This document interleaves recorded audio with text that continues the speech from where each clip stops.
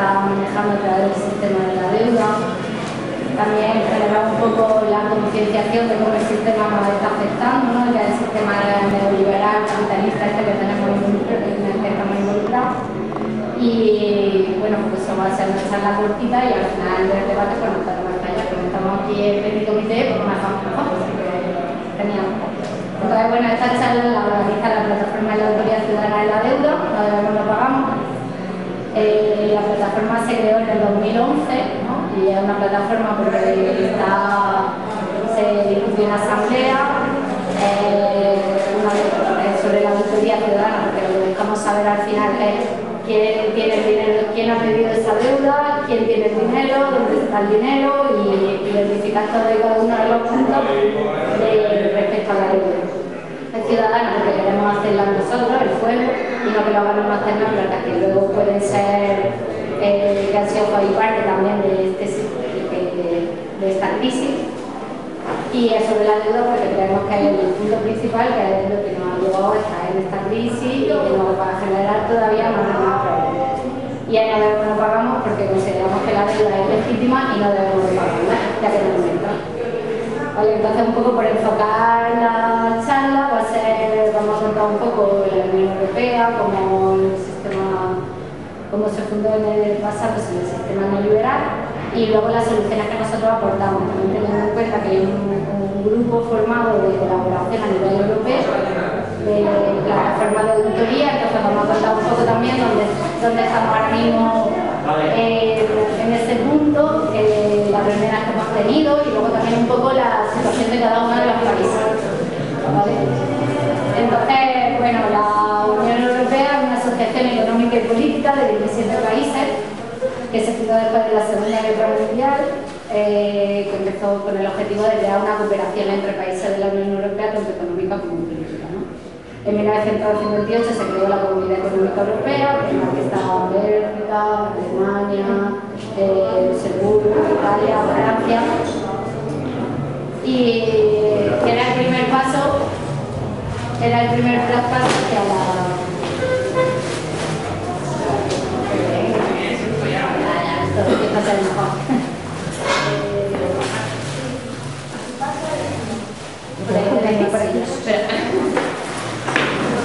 Bueno, para los que habéis llegado, como estamos presentando la charla, ¿vale? Que va a ser sobre la situación ahora mismo en Europa y la situación de la plataforma de la auditoría de Europa, un poco como respuesta a la auditoría al sistema de la crisis en la que estamos inmersos, ¿vale?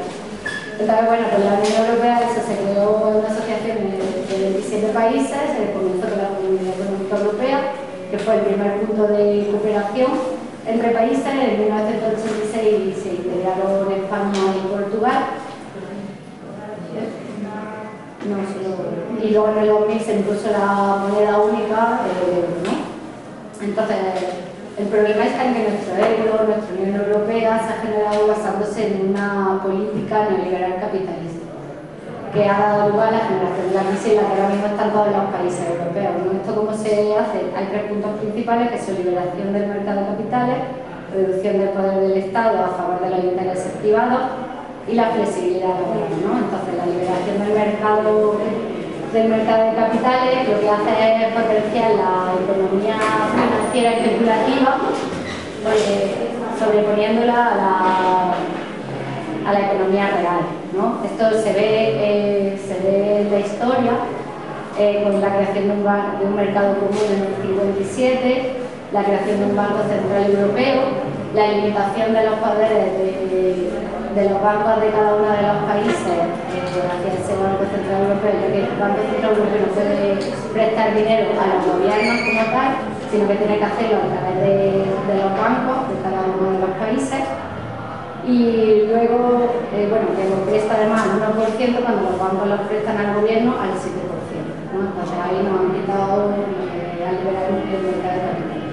La reducción del poder del Estado a favor del sector privado, siempre con la excusa de que el sector privado es mucho más eficiente que el sector público, pero no tiene en cuenta en ningún momento a la gente, ¿no? A la sociedad.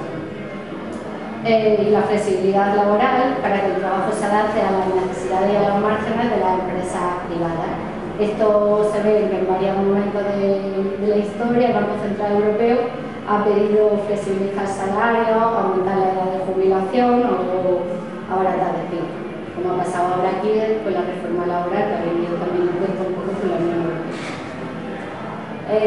Además, la Unión Europea, al hacer una mezcla de países con diferentes realidades económicas, lo que lleva es a que los excedentes que tienen los países ricos, que son los países del centro, hayan podido especular con ese dinero en los países de la periferia y, claro, ahorrándose el riesgo del cambio de moneda, ¿no? Entonces, con el factor del euro no había riesgo de cambio de moneda, por lo tanto, su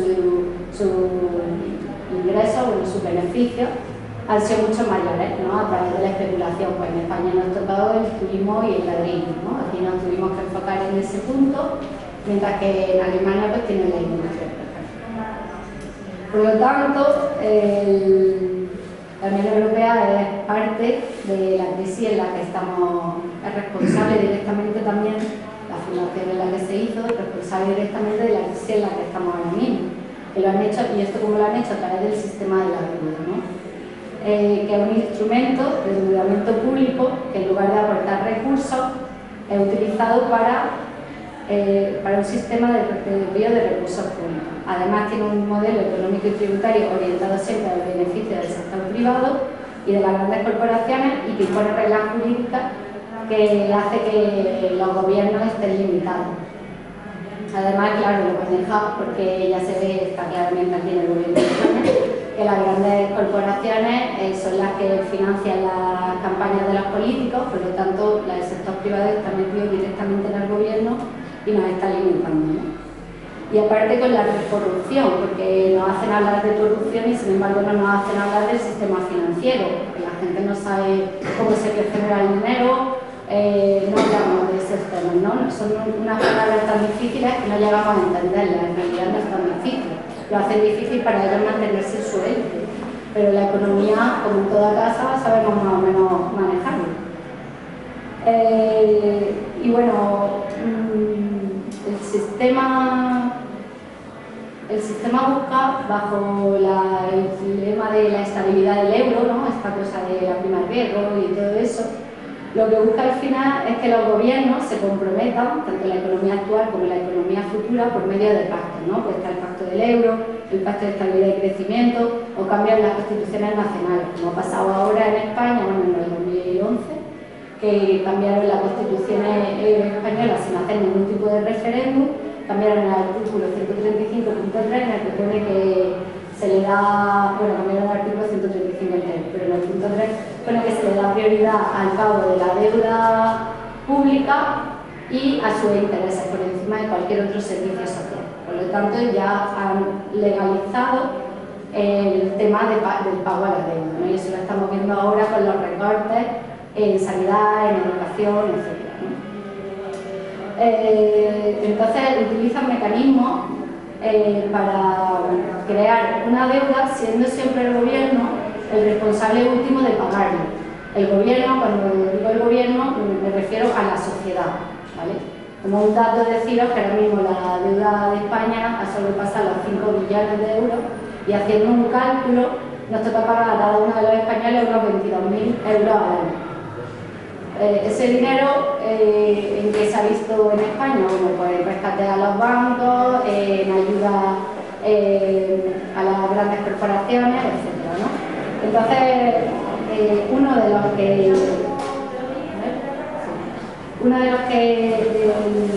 mecanismos últimos que está utilizando la Unión Europea es el mecanismo europeo de estabilidad financiera, ¿vale? Que ha sido ratificado ahora a principios de marzo. Por este mecanismo lo que hace es crearnos unos pactos presupuestarios, nos dan prioridad al euro y someten a la Unión Europea al Fondo Monetario Internacional, asume las actividades que tenían de facilidad europea y de mecanismo de estabilización financiera que tenía el Banco Central Europeo, que asume al final el Fondo Monetario Internacional, y crea cláusulas de acción colectiva que son nuevos, ¿vale? Este MEDE es un ejemplo igual, básicamente, de lo que se llevó a cabo por el Fondo Monetario Internacional en los países de Sudamérica, del cono africano, de Asia, en los años 90. ¿Vale? En los que, vamos, lo vas viendo paso por paso y tienes que primero se crea una gran crisis a costa de los bancos y asociaciones privadas, el Fondo Monetario Internacional toma parte, prestando dinero, de repente se empiezan a generar rescates, eso genera costes sociales y recortes en los beneficios de la población y no hay una legalidad detrás de eso, puesto que todo se hace de espaldas a la población, no hay acceso ni transparencia de datos. Y bueno, supongo que no sé si habéis escuchado lo que es el MEDE, pero no todo el mundo lo sabe, ¿no? Es un tema que no se ha hablado, pero sin embargo nos ha condicionado ya la economía de España a futuro. Entonces, viendo el ejemplo de las consecuencias que ha generado ese mecanismo de estabilidad que se llevó en otros países, que es que hay las plantillas que hay que rellenar y son iguales, ¿vale? El mismo formato, es lo mismo. Ha generado la generación perdida, que ellos llaman, ¿no? Porque ahora mismo limitaron la educación, sanidad, se ha privatizado todo y es un poco donde estamos yendo, lo estamos viendo cada día. Y bueno, se me mezcla el papel. Bueno, voy a pasar una gráfica un poco también para que veáis ahora mismo en España un stand, y ya a ver si me puedo ver. Y bueno, entonces de cara a esto, ¿no? Nosotros que proponemos como plataforma,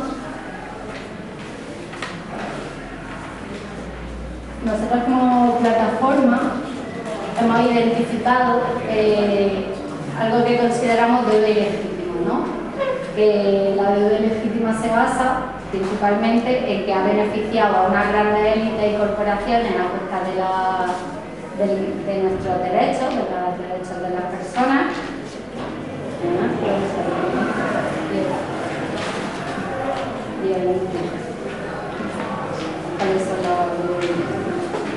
Sí, bueno, la deuda ilegítima como tal, hay mucha bibliografía acerca de ello, ¿no? Se dan diferentes definiciones, pero básicamente el concepto que subyace es una deuda que se ha generado en beneficio de una élite poderosa, una élite financiera, una élite empresarial, a costa de un poco de explotar y expoliar a las poblaciones, al medio ambiente y a lo común.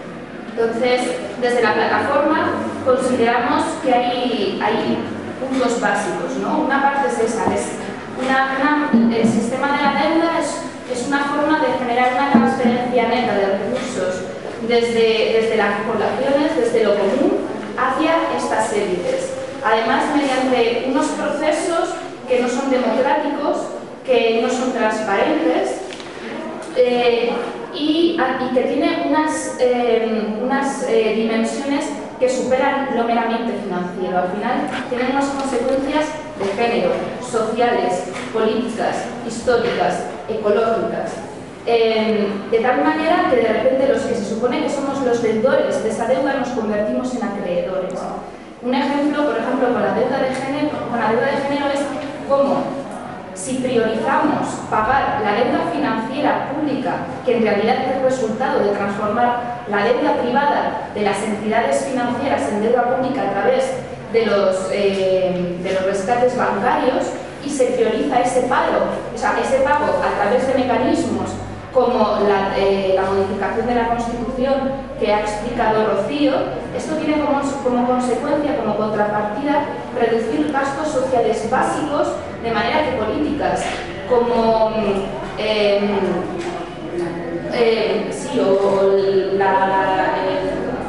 políticas pues, para ayudar a las personas dependientes quedan completamente vacías. De esta manera, ¿quiénes son las personas que se van a tener que hacer cargo de estas personas dependientes? Son a través de las mujeres. No son las mujeres las que tienen que llevarse ese trabajo a casa, y como históricamente se ha producido. En el momento que vacías de presupuesto todas las políticas activas de igualdad, estamos dando marchas hacia atrás, reforzando un sistema patriarcal.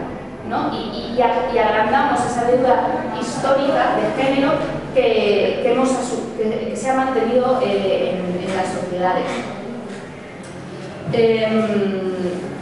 Ese podría ser un ejemplo, ¿no? O por ejemplo, la deuda social, ¿no? Una deuda democrática, ¿no? En el momento que la deuda se convierte en un instrumento para someter a las poblaciones por unos mecanismos no democráticos, se genera una deuda con las poblaciones, una deuda basada en una deuda democrática, una deuda política. Y bueno, basándonos en eso, la plataforma de la Auditoría Ciudadana de la Deuda exigimos una auditoría como tal de las cuentas para identificar quién y cuánto se debe, quién se ha endeudado, quién tiene ese dinero, quién se ha beneficiado y cómo se ha generado al final esa deuda, ¿no? Porque si no lo sabemos, supuestamente tenemos que pagarla. Desde pequeños nos enseñan, si tienes una deuda, tienes que pagarla, siempre. Pues necesitamos saber, acceder a esos documentos, a esa información, para decir, no la debemos, no la pagamos. Vale, entonces, si la deuda es ilegítima como tal, no se debería de pagar, ¿no? Nosotros es lo que ponemos. Pero también aparte buscamos lo que ha dicho ella, no solo con la auditoría como tal buscamos ese informe, pero luego buscar responsables directos que paguen sus crímenes. Buscamos analizar y cambiar un poco el sistema de cara a enfocarlo al ecologismo, al género, un poco el cambio de la sociedad, ¿no? Porque si al final tenemos que pagar esa deuda, sabemos que lo que nos va a pasar, que vamos a estar recortándonos siempre, pero si no la pagamos tenemos un montón de posibilidades de mejorar la sociedad. Y bueno, enfocándonos otra vez en Europa, contaros que en las plataformas hay una red creada, que está en la plataforma de auditoría ciudadana de Portugal, de España, de Francia, de Italia, de Grecia, de Túnez, Bélgica, y estamos generando porque al final, aunque España diga no pagamos la deuda, es solo hasta nuestras fronteras, no tiene una repercusión. Sin embargo, tenemos enfrente un enemigo que está constituido, que lleva muchos años trabajando, que no tengamos acceso a esa información y a ese tipo de lucha. Y entonces nosotros tenemos que organizarnos también, no vale con que cada uno vaya por libre, ¿no? Entonces hemos unido fuerzas y hay una red que se llama ICAN, ahora digo la página web, y había una reunión ahora en marzo a la que asistió Guiomar y nos han contado un poco cómo van cada una de las plataformas, intentando acceder a los datos, cómo estamos generando ese debate, ¿no?, entre la sociedad. Y aparte tenemos el beneficio de que hay plataformas de la auditoría ciudadana tanto en Ecuador, donde al final el gobierno le pidió ayuda a esa plataforma para que pudieran auditar las cuentas y no pagado su deuda. En Brasil, que llevan como 12 años trabajando también. Entonces ellos ya han hecho un trabajo que a nosotros ahora nos está afectando. En el MERE, por ejemplo. Y nos están ayudando también esa gente que nos vino de una charla, encantadoras, y estamos creando una guía, ¿no?, de auditoría. Entonces, bueno, si voy a contar un poco lo que hablaste de bueno, la ICAN surge, creo que fue sobre abril del 2012, fue el primer encuentro en Bruselas, y surge ante una necesidad de coordinación, ¿no? El enemigo es global, por tanto la respuesta tiene que ser global, ¿no? Como decía Rocío, cambia mucho la perspectiva de somos solamente nosotros los que exigimos el no pago, pues una exigencia ciudadana a nivel europeo, porque además ni siquiera nos limitamos a la periferia europea. Por supuesto, en la red de auditorías a nivel internacional está España, Portugal, Grecia, Italia, pero también está Bélgica, también está Alemania, también está Reino Unido, también está Francia, ¿no? Porque realmente este sistema de sobreendeudamiento es un problema global, ¿no? Y un poco lo que está pasando en países donde la crisis ha empezado antes, como Grecia, resulta un espejo en el cual nosotros nos podemos mirar podemos ver lo que va a pasar en el futuro en nuestras propias sociedades. Parece como si de repente el centro del mundo se fuera haciendo cada vez más pequeño y la periferia fuera más grande. Cuando nosotros empezamos con el tema de la plataforma de la auditoría ciudadana aquí en España, fue a través de un encuentro que se llamaba Viviendo en Deutocracia, Aprendiendo del Sur, que lo organizó Quién diría quién, que era una organización, una plataforma que había estado durante muchísimos años potenciando, trabajando y apoyando las experiencias de auditorías ciudadanas en los países de la periferia global, ¿no? En América Latina, en África, en Asia, y de repente nos dábamos cuenta que lo que estaba pasando allí estaba pasando también aquí, y que de repente éramos nosotros los que teníamos que aprender de los movimientos sociales de la periferia global para aplicar sus enseñanzas y sus experiencias aquí. Y el centro cada vez se está haciendo más pequeño. En Bélgica han tenido experiencias similares, o sea, el tema de los rescates bancarios, en el caso de Dexia, es exactamente igual. Pero es que en Alemania también tienen un nivel de endeudamiento tremendo. O sea, la media de los países de la OCDE tienen como media un endeudamiento del total de sus economías que está en torno al 300% del Producto Interior Bruto. Entonces, decidimos coordinarnos para pasarnos información, para difundir las experiencias de lo que está ocurriendo en cada país, de difundir los efectos de las políticas de austeridad, porque es algo que realmente no cala, que no aparece en los medios de comunicación. Por eso este último encuentro lo quisimos hacer en Grecia, para poder ya no solamente tener un espacio de coordinación, de pasarnos información, de saber cómo van las auditorías en cada uno de los países, los informes de auditoría, sino también poder recoger testimonios y poder difundirlos aquí, porque la situación en Grecia es bestial. O sea, y en los medios de comunicación, más allá de información acerca de la reestructuración de la deuda, de la condonación de la deuda, de lo que dice la Troika acerca de Grecia, y algún otro pieza de informativo más o menos sensacionalista sobre los efectos de las privatizaciones, no se conoce, y sobre todo no se conocen los movimientos de defensa, los movimientos de reacción ciudadana que los hay, ¿no? Entonces, bueno, estuvimos ahí, la situación es bestial, están tremendamente preocupados por el aumento de los movimientos fascistas. El Alba Dorada está teniendo cada vez un mayor apoyo por una parte de la sociedad, y están asesinando a extranjeros, homosexuales, personas de izquierdas.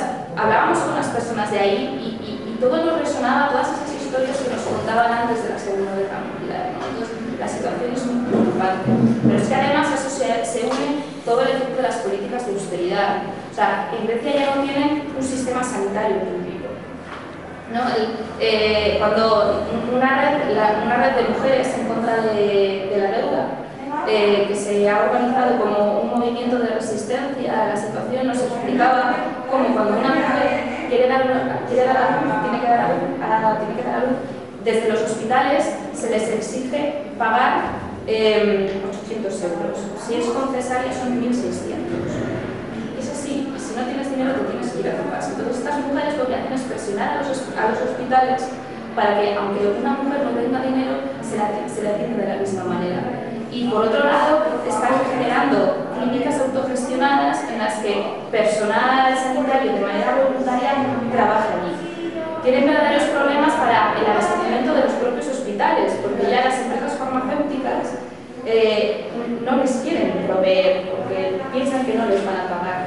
Las personas, cuando no tienen dinero para poder pagar todo el tratamiento, muchas veces lo que hacen es dilatar, o sea, para alargar el tratamiento lo que hacen es bajar la dosis, con toda la repercusión que eso tiene en la salud de las personas. O sea, hay víctimas directas en todo esto.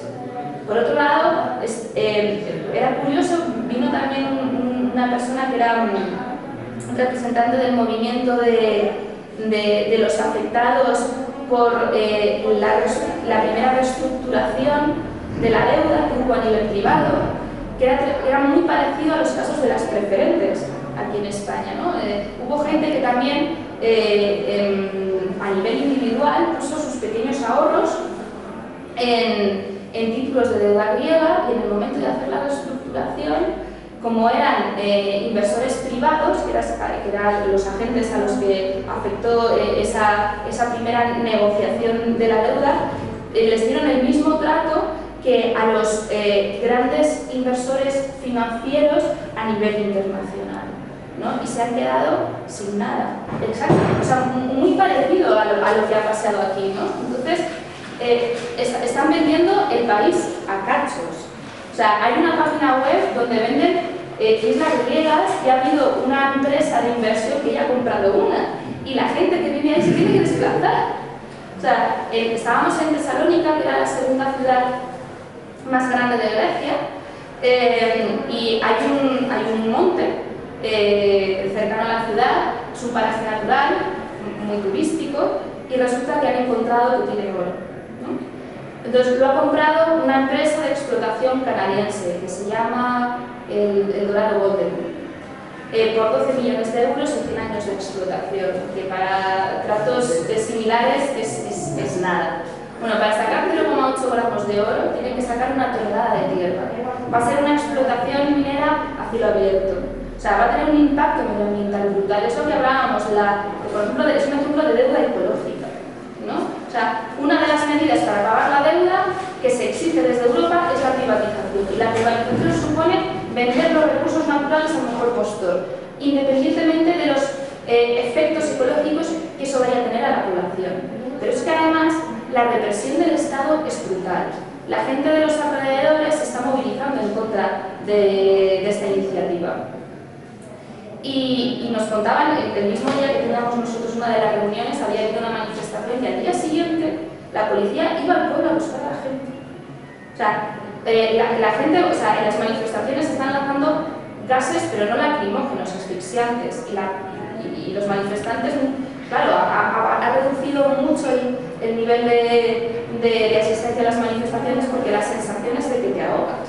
O sea, es horrible, ¿no? Y los que siguen viendo tienen que ir con cámaras, con máscaras antiguas, ¿no? Es brutal, es brutal. Y la gente allí está cansada, ¿no? Los activistas con los que hablábamos allí, yo creo que esa era una de las, a nivel personal, una de las percepciones que más me llamó la atención y que más dura me pareció, ¿no? Que la gente pierda, como que está perdiendo la esperanza, ¿no? Decía, nosotros no lo vamos a ver, no lo verán nuestros hijos, tal vez nuestros nietos, pero nosotros tenemos que seguir trabajando por esto.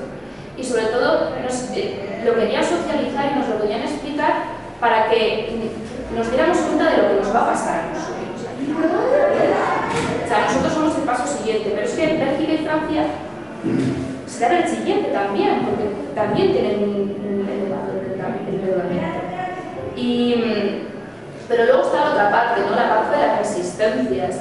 Había en Tesalónica, quieren privatizar también la gestión del agua, entonces hay una iniciativa muy bonita de ciudadanos y ciudadanas que lo que quieren es poder, con una aportación de cada uno de los ciudadanos, conseguir el dinero suficiente para poder pagar la parte de la empresa que quieren privatizar y transformar eso en una gestión de lo común, ¿no? Ir más allá de la movilización en contra de la privatización, sino recuperar la gestión de lo común. Estuvimos en una empresa de unos trabajadores que la habían ocupado, ¿no? De la misma manera que, pues, algo parecido a las experiencias de Argentina en el 2000, ¿no?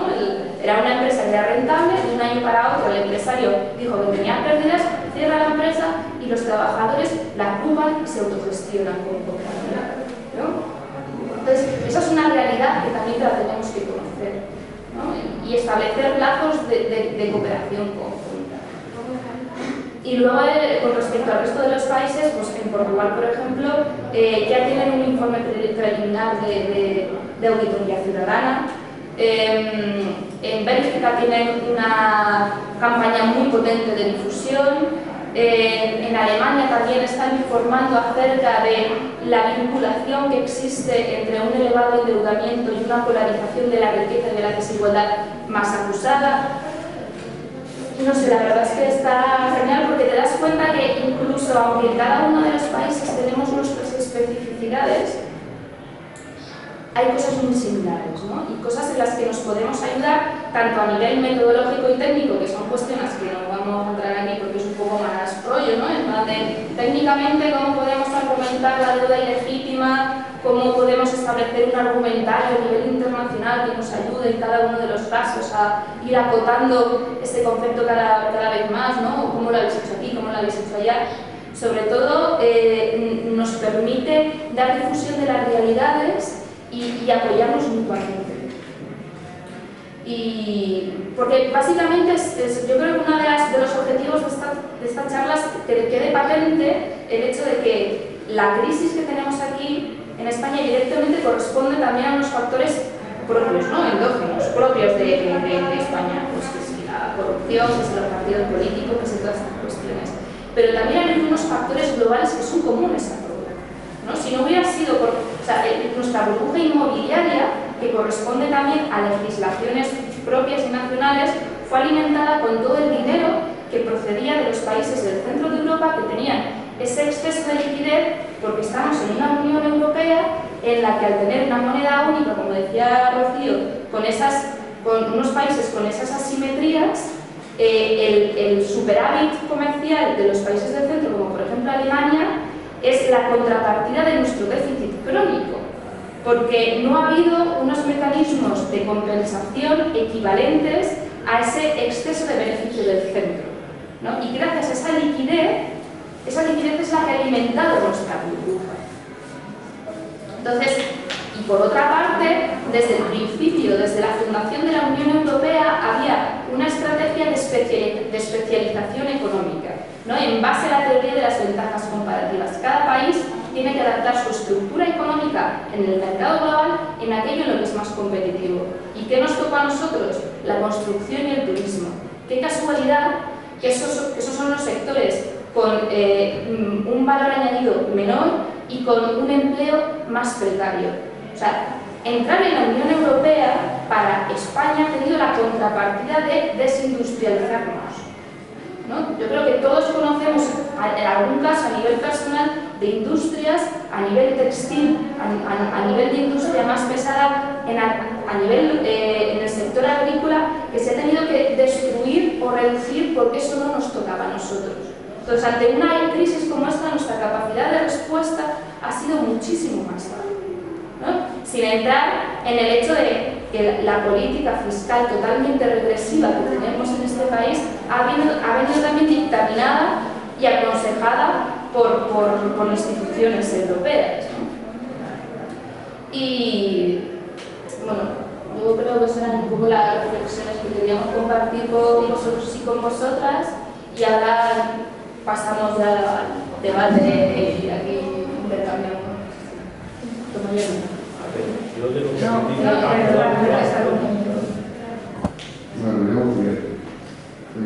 a ver, yo estando de acuerdo con lo que habéis dicho, tenemos que empezar a mirarnos a nosotros mismos.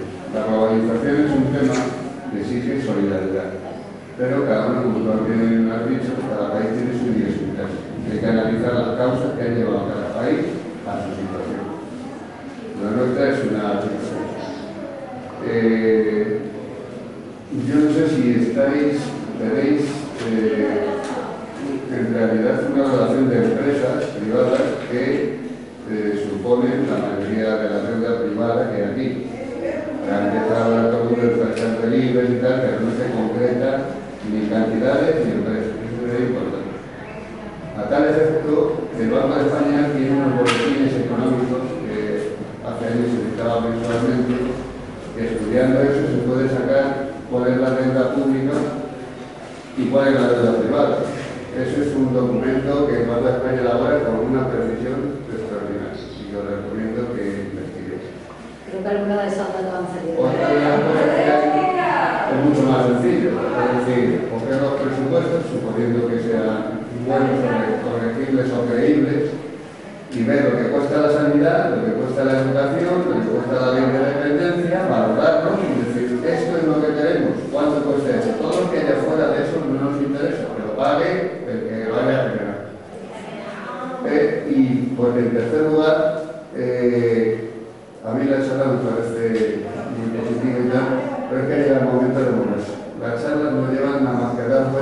distintos círculos sobre los mismos temas y la única manera que entienden los gobernantes es la calle.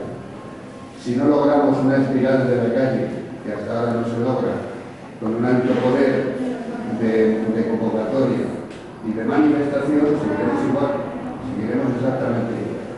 Porque habréis visto que lo único que ha crecido más que las manifestaciones es el desarrollo de la policía, de la unidad esta de intervención policial, y no conseguimos arrancar nada. Pero yo no soy de los que lo hacen, porque yo tendría muchos años, pero todos contamos. Sí, pero uno cuenta más. Entonces lo interesante sería ir a Telecinco, al Gran Hermano y sacar a todos esos a decirles que la realidad es que estar en la cama con uno con una todos los días, eso no va ni siquiera el hueco desde el mismo movimiento que se. Y sin embargo se tiene una cuota de mercado impresionante. Hay ese tipo de focos en los que hay que atender para que la gente sepa la realidad. Es que no hay otra manera. El que está en paro tiene que analizar por qué está en paro y qué puede hacer. Y lo que puede hacer es echarse a la calle, ir a los tipos, informarse. Y de hecho, desgraciadamente, yo dice que de aquí para abajo de poco. Porque yo he pisado la calle bastante. Y entonces, pues esas son las únicas aportaciones que se me ocurren a mí. Seguramente habrá otras que me interesan.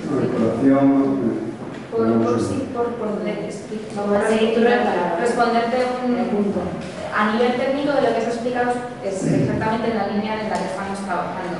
En la auditoría nos centramos en la auditoría de la deuda pública y en la deuda privada susceptible de convertirse en pública, como por ejemplo en la parte de los rescates bancarios. Nuestra fuente de datos son fuentes de datos oficiales, fundamentalmente el Banco de España, el Tesoro Público o páginas web como la de FROD, que la verdad es que es impresionante la cantidad de datos que nos permiten justificar la deuda ilegítima que son públicos. O sea, en el momento que empecemos a exigir y a conseguir información que no es pública, lo vamos a flipar. Y por otro lado, aparte de esa transferencia de deuda privada a deuda pública, efectivamente nos basamos en el análisis ya no de los presupuestos, sino de las liquidaciones o las ejecuciones de los presupuestos. Y una de las metodologías efectivamente es fijarnos en la parte de los gastos, qué gastos son ilegítimos y por tanto han llevado a un déficit y por tanto un aumento ilegítimo, y también la parte de los ingresos, qué parte hemos dejado de ingresar en base a unas políticas regresivas injustas que han llevado a lo mismo a un déficit ilegítimo y una deuda ilegítima, con lo cual estamos... Nosotros podemos valorar lo que nos cuesta la educación, la sanidad y todo eso, porque eso es el curso de edad, es decir, que eso ha salido. Pero si queremos mantenerla, tenemos que decir qué cuesta financiar esto y hacer una redistribución de los impuestos acorde para financiar esos servicios que los queremos. Sí. Pero la María Blanca ya lo ha presentado. Y aún así, la María Blanca ha dicho, mira, esto es lo que cuesta la sanidad pública, y esto es lo que va a costar la sanidad privada. No solamente no es cara la sanidad pública, sino que va a salir más cara la sanidad privada. Pero para mí, las defensas comparativas no llevan nada. Nosotros queremos sanidad pública, aunque sea gratis la privada. Vamos a ver si podemos hablar de eso. Sí, que es un tema de inversión. Yo sé que el coste es inferior y que aún más puede ser más inferior porque han hecho estudios de que pueden, si se gestiona mejor, seguramente podrán darla más barata y mucho más que la privada. Pero el entrar en debate del tú más y los privados y tal es un debate sucio. Nosotros vamos a la sanidad privada, que estamos hablando de la sanidad, o sea, la sanidad pública, y lo que hagan privados no nos interesa.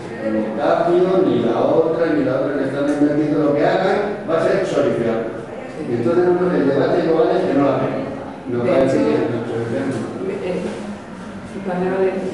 pero hay medidas que están haciendo para el ciudadano que están unidas con el trabajador de la medicina, que es directamente que los trabajadores de la medicina van a atender a todas las personas.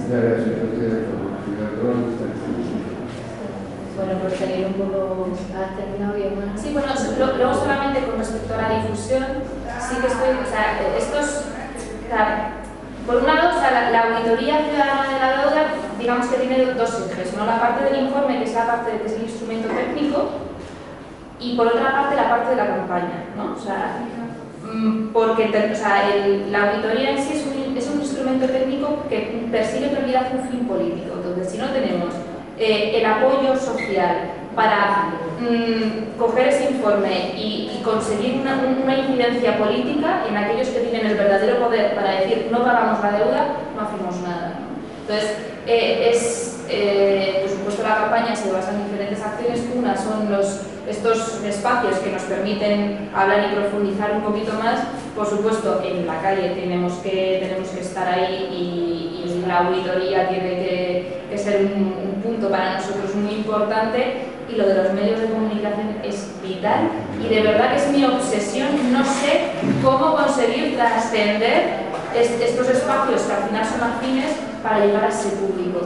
Es muy complicado, no sé cómo hacerlo, y es vital, yo lo sé.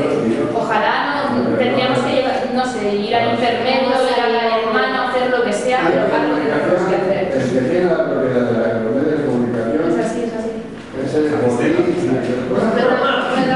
que empezar por ese camino y todos los días y a todas horas avergonzar al gobierno de turno, o bueno, al gobierno o a todo aquel que no lo hace bien. Claro, pero las herramientas que nosotros poseemos son el Twitter, por ejemplo. Porque ahí podemos salir. Está bien, que es una parte. Está bien, pero por ejemplo hemos salido en un periódico como El País, incluso en El Mundo, se ha nombrado la plataforma de auditoría ciudadana, en la radio, en Radio Pero todos Nacional, estos periódicos pero son colaboraciones todo pequeñas. No tenemos un acceso a, pues eso, a llegar y crear un gran hermano. Igual tenemos que crear un gran hermano de la deuda, no sé. Pero hay información a la coordinadora que tiene un montón de medios que difunden todas sus acciones y que puede ayudar. Sí, estamos en colaboración con ellos también. Que luego otro día con ellos. Vale, muy bien, vale. Bueno, tenemos que abrir los turnos, pero estaba...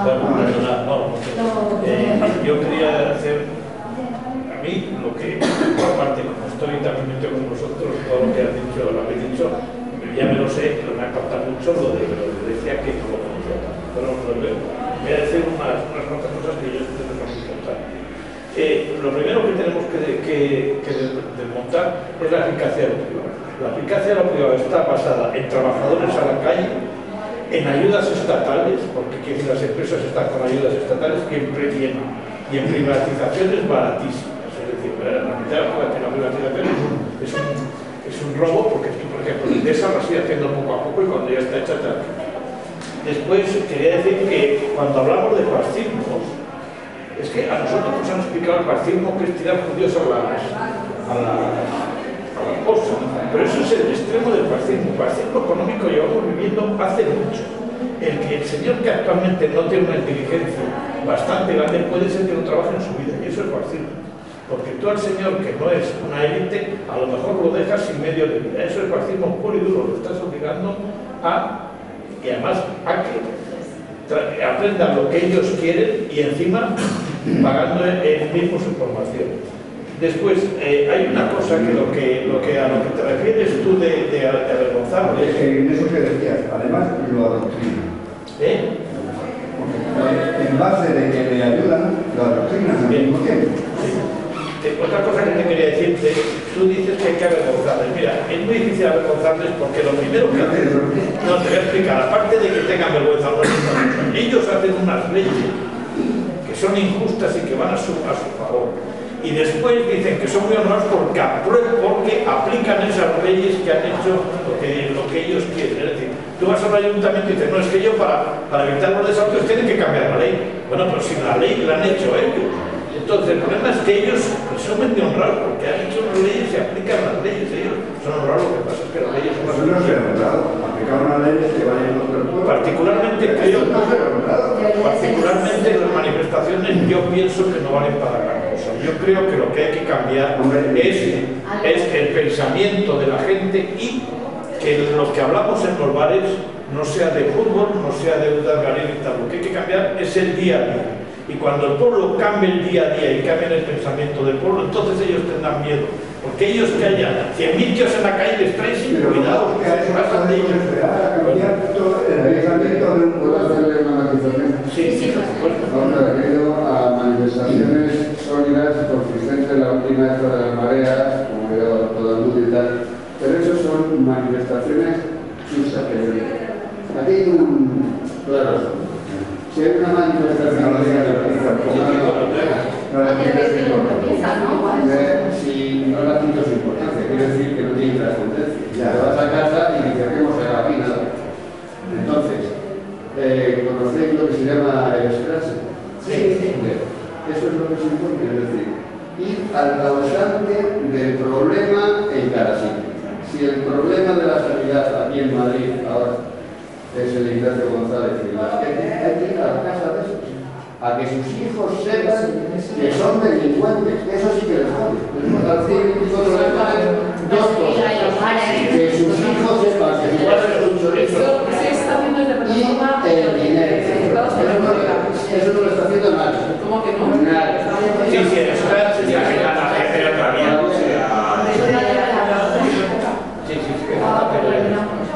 El scratch ya se está. Entonces, eso es lo que trae, es decir, que manifestaciones desde mayo del 2011, que estamos ahora en el día. La coordinadora ha convocado un montón de ellas, vistosas algunas, didácticas otras, ha habido charlas de deuda en algunas de ellas y tal, pero no se saca nada. No se saca nada. La última está de la marea, que estoy en contra de lo que ha pasado, porque si pusimos una fila de bomberos que estaban protegiendo a la policía de nosotros. Pero ¿cómo se puede hacer eso? Eso no tiene ni pie ni cabeza. Esa es una manifestación. También un poco por aliarme con tu ex, con su tema de que no sirven para nada las movilizaciones. Yo considero que no sirven para nada si siempre vamos a lo mismo. Lo que tenemos que hacer es llegar a la gente que no va a esas movilizaciones. La gente te dice, no, es que la deuda tenemos que pagarla, pero no se ha planteado el por qué, ni el quién, ni esa deuda que implica, ni nada. O nos van a privatizar las... no sé, en la última charla decían, es que claro, hay gente que viene y te dice que yo no voy a mantener esos gandules del paro, porque lo voy a mantener yo con mi trabajo.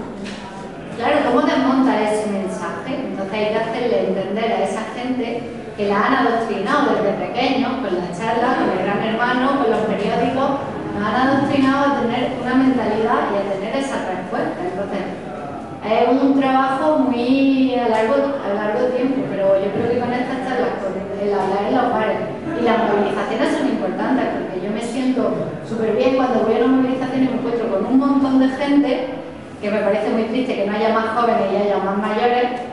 Yo personalmente me indigno ahí un montón, pero sí que es verdad que te da fuerza, ¿no? Te dice, no estoy sola, no sé, voy a luchar. Y bueno, a los políticos se los pasan por donde los quieren, no le hacen ni caso, pero sí que es cierto que también es importante como medio de unión. Entonces, el día que en lugar de 100 seamos 200 y que sea la policía la que nos haga el paseillo, es cuando estaremos en disposición de pedir y de exigir y de quitar de medio a esta gente.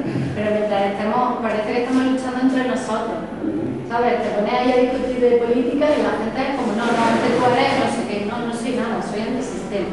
Porque el sistema este no funciona y porque el sistema este me está quitando mi derecho. Entonces, ese discurso es muy difícil hacerlo llegar. A los periódicos no les interesa publicarlo. A las teles tampoco ponerlo, ¿sabes? Va a poner Berlusconi en Telecinco que la corrupción es mala, ¿no? Va a contarte el Gran Hermano y es esa cosa, le interesa eso. Entonces, bueno, yo creo que cualquier medio de comunicación, si esta noche vais al bar o llegáis a vuestra casa y discutís con vuestros familiares sobre lo de la deuda, hacéis un poco ver, eso mañana va a hacer que ellos vayan y hablen y la gente va a empezar a pensar y por qué y a interesarse. Y todos los datos están, es que todos los datos están. La auditoría es simplemente una herramienta de recuperar nuestro poder soberano. No es posible que cambie la Constitución sin habernos preguntado qué es nuestra Constitución. O sea, me estáis exigiendo cumplirla, nos estáis obligando y no nos preguntáis qué es lo que queremos o lo que no. Lo que habíamos conseguido de la transición, que después hemos visto que tampoco hace tanto, toda la que decirlo, pero nos están robando nuestros derechos. Entonces, con eso no se puede. Y claro, lo que tiene que hacer la gente es eso, empoderarse, tener el valor de salir a la calle, pero para desmontar su discurso es tan difícil. Pues la gente somos tan cabezones. Además, en España ya sabemos que España es un país como otro. ¿Para qué lo voy a hacer? Si para nada, ellos, para que vean. Si no sirve para nada, hay que intentar acabar con esa... Porque hay que luchar.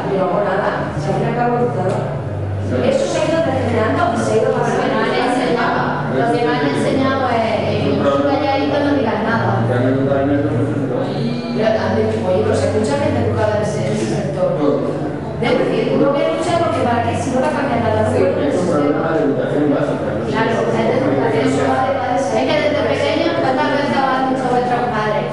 Un collarito que así está más bonito. No digas nada que no vaya a ser que no salgas de ahí. A mí que no se te vea. Oír, ver y callar, ¿no? Pues no. Sí, es cierto que ese argumento de, yo sí, a mí sí que me pasa con la gente afín, que dice, no, pues si sois muy bajos, vosotros del 15 de mitad, si yo estoy de acuerdo con tal. Si es que sales a la calle, a la manifestación y que consigues con la... No consigues nada. No, este movimiento, este pensamiento desmovilizador, ¿no?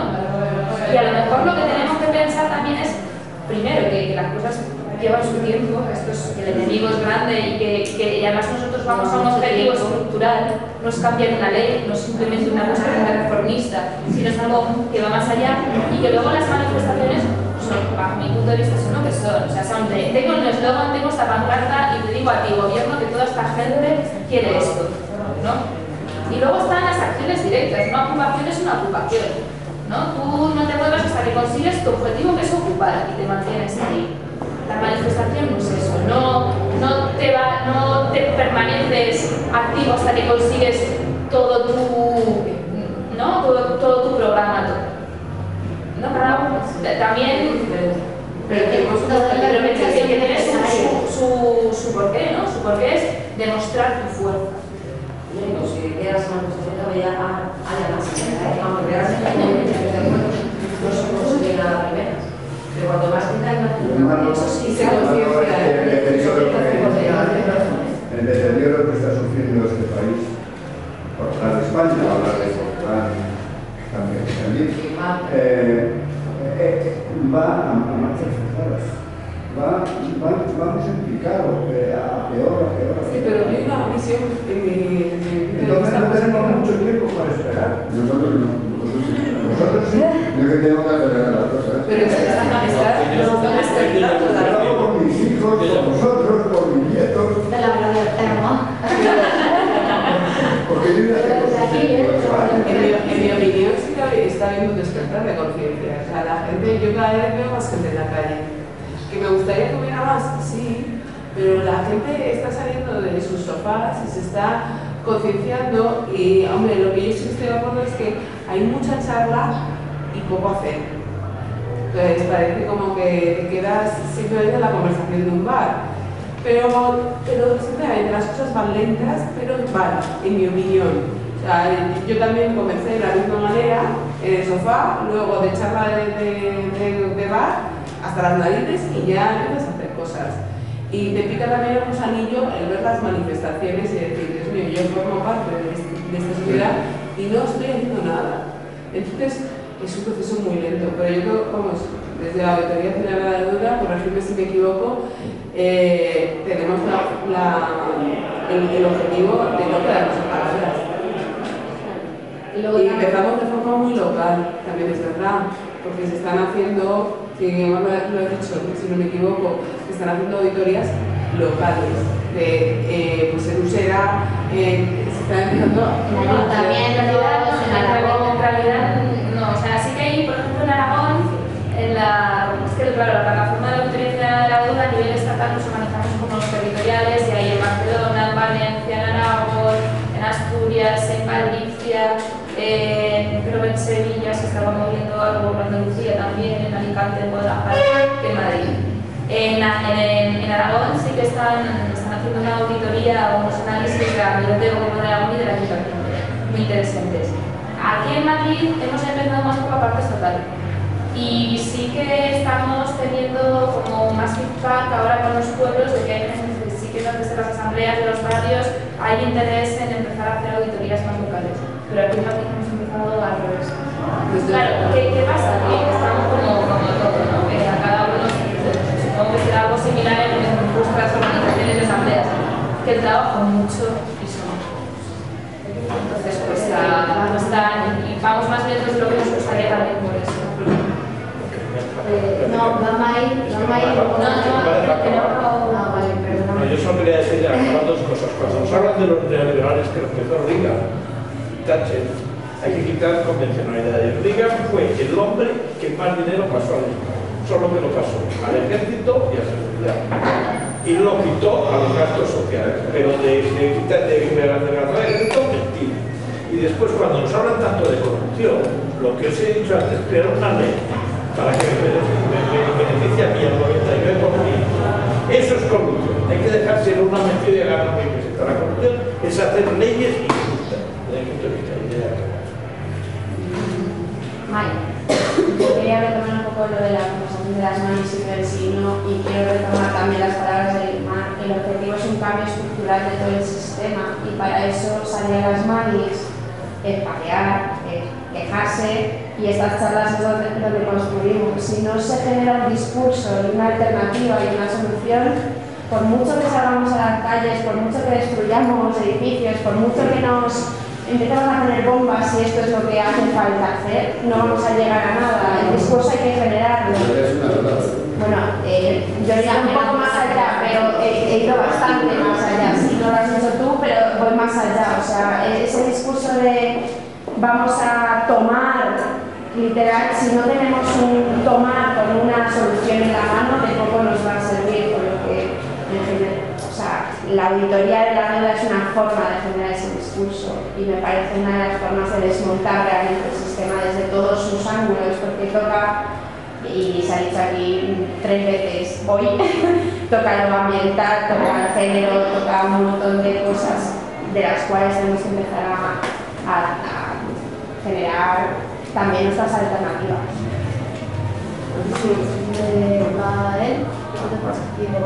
Sí, yo estoy de acuerdo con ella, que yo por lo menos todavía no veo una alternativa clara al sistema que tenemos, y que eso es claro. Yo creo que la humanidad ha ido evolucionando a lo largo de la historia. Por ejemplo, antes teníamos a los reyes católicos, luego pasaron y llegamos a los parlamentos después de la Revolución Francesa. Y entonces, pero hoy por hoy estamos en un momento en el que parece que eso no vale, pero todavía no hay una nueva alternativa si no pensamos en sistemas antiguos, comunismo, etcétera, pero algo nuevo de cara al futuro, yo por lo menos todavía, ojalá, pero tendríamos que intentar, pero claro, es difícil porque eso no surge, o no sé en qué corrientes de pensamiento pueden haber actualmente alternativas al sistema. Y bueno, respecto más a la auditoría, cuando yo a veces comento sobre la ilegitimidad de la deuda actual, yo explico a mis conocidos que es aquella deuda que no se ha generado prestando, o sea, solicitando créditos para pagar servicios de los ciudadanos, sino que es dinero que ha ido bien a unos pocos, a bancos, pero que no ha ido en beneficio de la sociedad. Pero ellos me responden que da igual, o sea, que para ellos es legítima la deuda porque ha sido aceptada por un gobierno elegido democráticamente. Independientemente, incluso aunque ese dinero fuera a un banco, quien lo decide es un gobernante elegido democráticamente. Entonces, yo ya me quedo sin argumentos, os pido que me quedo sin argumentos un poco, les digo, claro, pero ese gobernante te ha dicho que lo iba a hacer antes. Tal, esa es mi reflexión. Y entonces, ¿qué hacemos? Digo, si tenéis otro argumentario respecto a eso.